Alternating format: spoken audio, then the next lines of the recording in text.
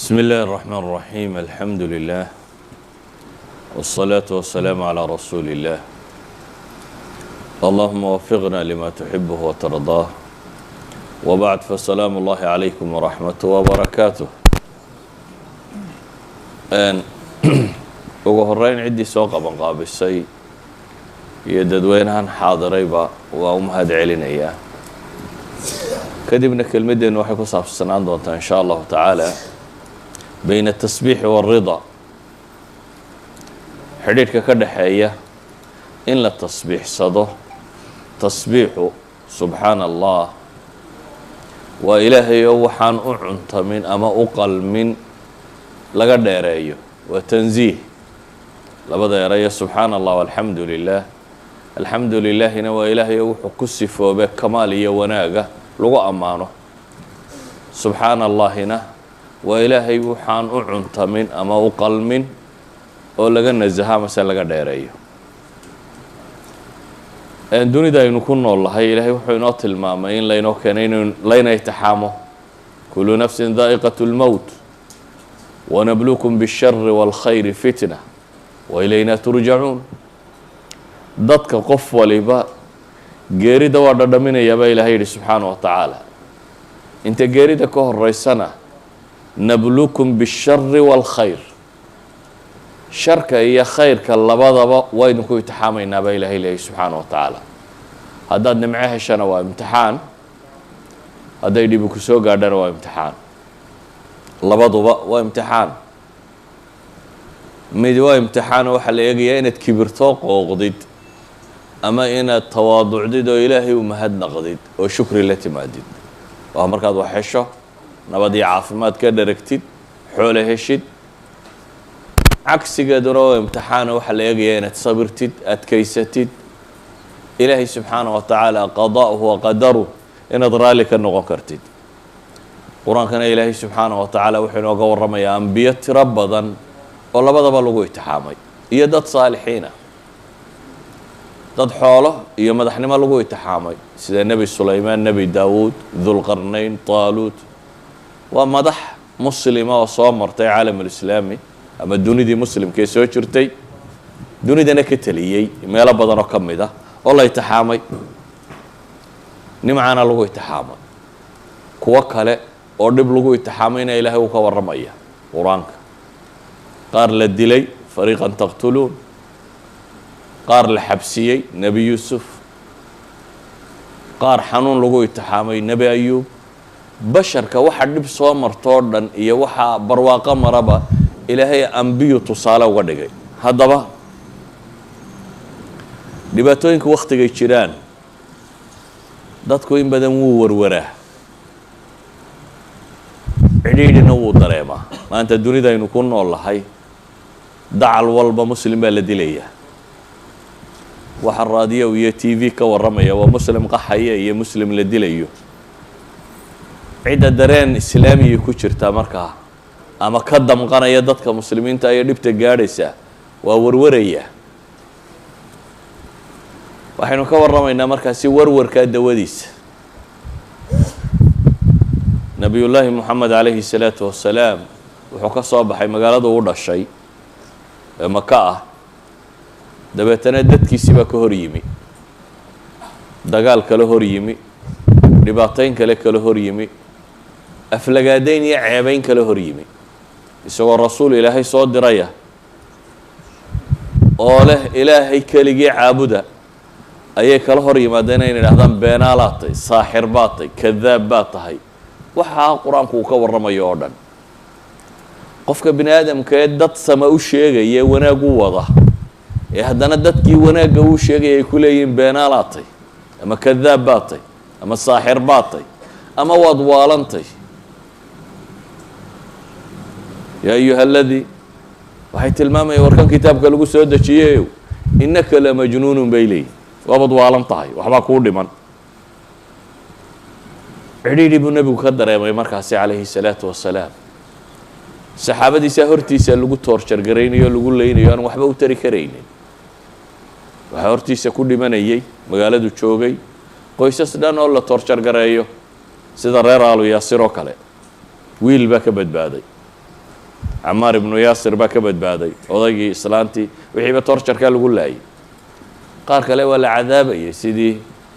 muaadinkii nebiga calayhi salaatu wasalaam bilaal alxabashi oo kale dhagxaninta la saaro allah allah u lahaa waxaasoo dhib oo soo maraysay haddana waxaa ka sii dhib badan marka dadka qofka kuugu xiga uu noqdo ka kuugu adag nebi maxamed adeerkii ruma markuu quraysh ka qustu dadka kale is yidhi la hadal carabtaas xajka timaado ama maka timaado ama meelaha timaado la hadal adeerkii baa daba socdoo le kan ana adeeru waa beenaale waxba ka dhegaysanina waa nin waalan waa abulahab waa adeerkii ay aabihii walaalayiin oo le waa wiilkayagii waana idinka og maxaad odhan lahayd haddii ninuu kuu yimaado adeerkiina daba socdo oo uu adeerkii ku leeyahay wuxuu sheegaya waxba kama jiraan ilaahay baa subxaanahu wa tacaala markaa wuxuu u soo dejiyey qur'aan ka warramaya laabtiisu siday u caafimaadi lahayd diiqan iyo cidhiidhiga tan iyo dhibtan qofka muslimka ha haysta si uga bixi kari lahaa waa dawaaun yustashfa waa dawo lagu caafimaado ama tiryaaq sunta lagaga bogsado ilaahay wuxuu leeyahay fi suurati alxijr walaqad naclamu anaka yadiiqu sadruka bima yaquuluun walaqad naclam waa ognahay baa ilaahay leeyahy annaka yadiiqu sadruk laabtu inay ku cidhiidhtoomayso waxay ku hadlayaan daraaddeed adoo ilaahay rasuulkiisiiya basharkaba ilaahay kaa doortay afdal ah wixii bini aadamba aadam dhalay ugu fadli badan in haddana lagu caayo oo lagu tilmaamo waad waalan tahay ama waxba kuu dhiman ama waa saaxir ama waa kadaab ilaahay wuxuu leeyahy waa ognahay in laabta ku cidhiidhiyoomayso oo waxay ku hadlayaan laabtaada cidhiidhi aad ka dareemi doonto ee maxaa dawo kuu ah fasabbix bixamdi rabbik wa kun min asaajidiin baa ilaahay yidhi ilaahay u tasbiixso adigoo ku dheehaya amase ku maraya mahadnaqiisa iyo xamdigiisa kalimataan subxaana allah wa bixamdihi adigoo leh samee baa ilaahay yidhi oo wa kun min asaajidiin kuwa sujuudayana ka mid noqo labadan shay ee ilaahay uu tilmaamaya waxa weeyaan waa labada laabta caafimaadiye wax kasta oo cidhiidhiyo bini aadamka soo mara uu kaga bogsado haddii uu maxay dhadhan ay u samaynayaan hadduu yahay dadka salaada dhadhamiya tasbiixda dhadhaminaya qur-aan badan baa ilaahay soo dejiyo nebiga cidhiidhiga haysta uu ku tilmaamayo qad naclamu inahu layaxzunuka aladii yaquuluun falacalaka taarikun bacda ma yuuxaa ilayka wadaa'iqun bihi sadruka an yaquuluu lowlaa unzila calayhi kanz aw jaءa macahu malak falacalaka baakhicu nafsaka calى aahaarihim in lam yu'minuu bihada alxadiidi asafa lacalaka baakhicu nafsaka an laa yakunuu mu'miniin kula hadihi alaayaat ilaahay waxa kaga warramaya wuxuu kaga warramaya cidhiidhiga nebiga haystay calayhi salaatu wasalaam cidhiidhiga nebiga haystay iyo ceebtan siduu u necba iyo muslimkan la dhibayo iyo waxa lagu hadlayo iyo waxa dood laga dhiganayo muu lacag haysto iyo maa malaa'iga soo raacda iyo dadkaa rumayn waayey ilaahay wuxuu uga dhigay markaas amar lagu siiyey tasbiixso adigoo ku dheehaya xamdiga alle oo sujuud kaas baa tiryaaq u ah ama caafimaad u ah laabtaada iyo waxay ku hadlayaan oo dhabkaasaad kaga bogsanaysaa walidalik baa nebigu calayhi الsalaatu wasalaam marka arrini qabsato idaa xasabahu amrun badara ila الsalaa marka dhibi ku dhacdo waxa uu degdegi jiray nebigu calayhi الsalaatu wasalaam xagga salaada waxaana ilaahay qur-aanka ku tilmaamaya mas'aladaasiyo aada loogu boorinayo qur-aanka dhul badan kaga soo aroortay fasbir calaa maa yaquuluun wasabbix bixamdi rabbik qabla طuluuci الshamsi waqabla اlguruub wamin alleyli fasabbixu waadbaara sujuud fii suurati qaaf ilahay wuxuu leeyahy sabir waxay ku hadlayaan oo ilaahay u tasbiixso adigoo ku dheehaya ilaahay mahadnaqiisa waagu intaanu beryin ama cadceedi soo bixin iyo inta aanay cadceedi dhicin iyo inta gabalku dhace habeena iyo wa adbaari sujuud salaadaha dabadood tasbiixda badi baa ilaahay leeyahy fasbir ina wacd allahi xaq واstغfir لذنبك وصبح بxمd ربka بالعشhiي والإبكار في sورة غافر وفي طور واصبر لحكم ربك فإنك بأعيننا وصبح بحمد ربك حين تقوم ومن الليل فسبحه وإدبار النجوم وفي سورة الإنسان فاصبر لحكم ربك ولا تطع منهم آثما أو كفورا واذكر اسم ربك بكرة وأصيلا ومن الليل فاسجد له وسبحه ليلا طويلا صور كاكلا قدسانا إن صوت المامنين دمانتود إلهي نبي محمد وحو فريا إنو صبره marka labaadna waxaa la farayaa inuu gargaarsado salaad iyo tasbiix salaad iyo tasbiix inuu gargaarsado taa macnaheedu waxa weeyaan cidhidhi kasta uu qofka bini aadamkii galo hadduu tasbiixda badiyo wuu ka caafimaadaya hadduu tasbiixda badiyo laabtiisu way caafimaadaysaa waana dawadii la siiyey nebi moxamed calayhi salaatu wasalaam ee loo tilmaamay inay tahay waxa uu ku caafimaadayo bale waa dawada kurbo oo dhan lagaga baxo balaayadu markay kugu habsato ilaahay qur-aanka wuxuu tilmaamaya wadannuuni id dahaba muqaadiba fadana an lan naqdira calayhi fanaadaa fi ظulumaati an laa ilaaha ilaa ant subxaanaka inii kuntu min الظaalimiin nebiyullaahi yuunus baa ilaahay qur-aanka kaga warramaya oo markuu tolkii ka cadhooday ay waxba ka maqli waayeen intuu cadhooday ka tegey isagoo moodaya inaan loo qabsanaynin ilaahay wuxuu leeyahy subxaanahu wa tacaala waanu qabanay dabeetana waa kii doonta fuulay saynu wada naqaano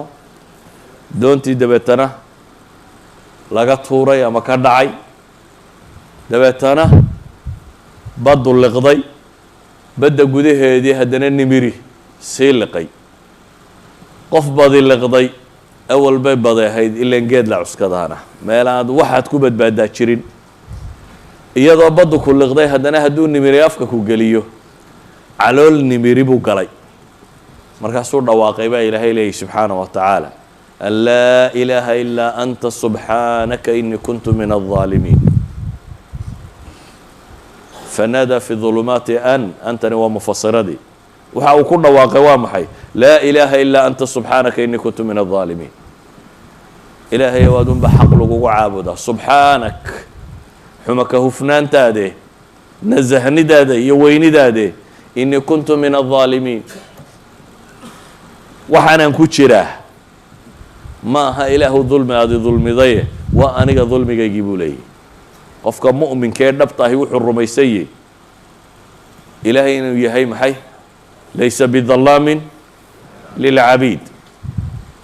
wax allaaliyo waxaad idinku jiraa inuu yahay fabima kasabat aydiikum wayacfu can kaiir wax allaaliyo waxaa mashaakil ku qabsadaa waxaad geysatay in wax ka midoo lagu horumariyey inay tay weliba in badanna inuu rabbi kaa dhaafay wayacfu can kaiir dadka badhna waa loo ururiyaa waxaasoo dhan oo naarta lagaga wada jaraa dadka badhna adduunka lagaga sii jaraa nebiyullaahi yuunus wuxuu ku dhawaaqayaa markaa meeshaan ku jiraiyo dhibta ay haysataa waa waxaan anigu geystay ilaahu dulmi aad adigu i dulmiday maaha ilaahu afcaashaada oo dhiyo dhammaanta xuma waad ka dheertahay subxaanak buu leeyahy ilaahay subxaanahu wa tacaala wuxuu inoogu jawaabayaa markaa wixii lagu badbaadiyey nebiyullaahi yuunus inuu yahay maxay tasbiixda ilaahay fii suurati saad ku tilmaamaya haddana falowlaa annahu kana min almusabixiin lalabitha fii baطnihi ilaa yowmi yubcahuun baa ilahay yihi falowlaa annahu kana min almusabixiin haddii lala-yahay baa ilaahay leeyay markuu dunida joogay ama nabadda qabay ama caafimaadka qabay haddaanu ka mid ahayn kuwa tasbiixsada kuwa rabbi u tukadee tasbiixsada haddaanu ka mid ahayn lalabitha fii baطnihi ilaa yowmi yubcahuun halkaasaan ku ciqaabi lahaa baa ilaahay leeyay inta laga soo saarayo idan sababu najaati waxa uu ku badbaaday ee ilaahay subxaanahu wa tacaala ku badbaadiyey waa maxay waa inuu ahaa min almusabixiin idan kurbadaa lagu faydaa ayan kaanat kurbo ku haysato oo dhibaato ha noqoto oo jasadiya jidh ahaan kuu haysata ama ha noqoto mid laab ahaan ku haysato nafsiya psychologically problem ku haysta oo aad xamili kari lahayd oo qaadi kari lahday waxa lagaga badbaadaa inaad tasbiixdaada badisid bale qur-aanku wuxuu inoo tilmaamaya inuu xidhiir ka dhaxeeyo inshiraaxu sadriga qofku inuu farxo laabtiisu ballaadhato inuu ridaa dareemo iyo tasbiixda in xidhiir ka dhaxeeyo ilaahi subxaanaه wa tacaala nebiyullaahi moxamed wuxuu tilmaamay in laabtiisa loo sharxay alam nashrax laka sadrak nebi muuse waa ku ducaysanayay rabbi shrax lii sadrii wayasir lii amrii waxlul cuqdata min lisaani ilaahu laabtayda ii waasiciyo ii sharax cidhiidhi hay dareensiin ilaahay nebi moxamed wuxuu u tilmaamayaa markaa siduu laabta ugu sharxoomayso siday tay wa min waraa'ihina innaga fii suurati طaaha ilaahay wuxuu leeyahy faصbir calىa maa yaquuluun waصabix bixamdi rabbika qabla طuluuci الshamsi waqabla guruubiha wamin aanaaءi اlleyli faصabix waaطraafa الnahaari